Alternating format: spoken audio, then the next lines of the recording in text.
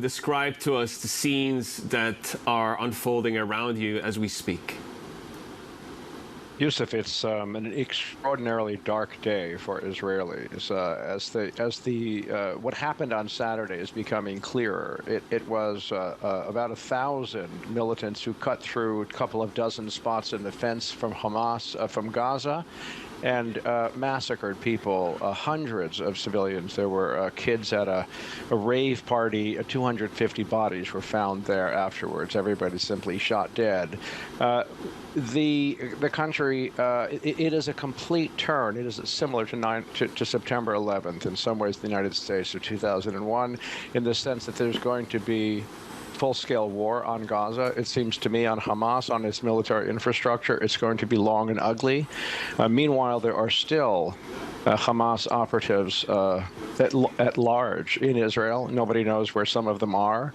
There are still people held hostage, more than 100 in the Gaza Strip.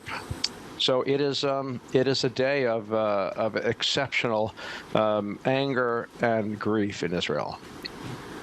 Ethan, I want to pick up on what you mentioned in terms of the fate of the hostages. What do we know about them, and how could that alter perhaps the direction that the Israeli government takes in the short term? Yes. Well, Islamic Jihad, which is a splinter group, says that it has about 30 of them. We believe there are at least another 70 or 100 held by Hamas. It is difficult to know what it's going to mean for the Israeli military assault on Gaza. But the feeling one has at the moment is it will not actually get in their way. There is such a sense of anger and determination, a feeling that Israel was fooled by shifting behavior by Hamas that was aimed at fooling Israel into believing it was in a more conciliatory mode. And the distinct impression one has is that the hostages themselves may become victims of this assault as well.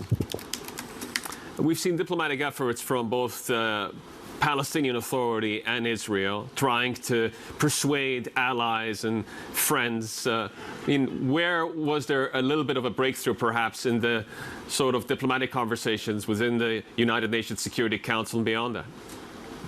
I'm unaware of there being anything. My understanding is that the Egyptians, the Turks, and the Jordanians have been trying to persuade Hamas to yield some of those hostages.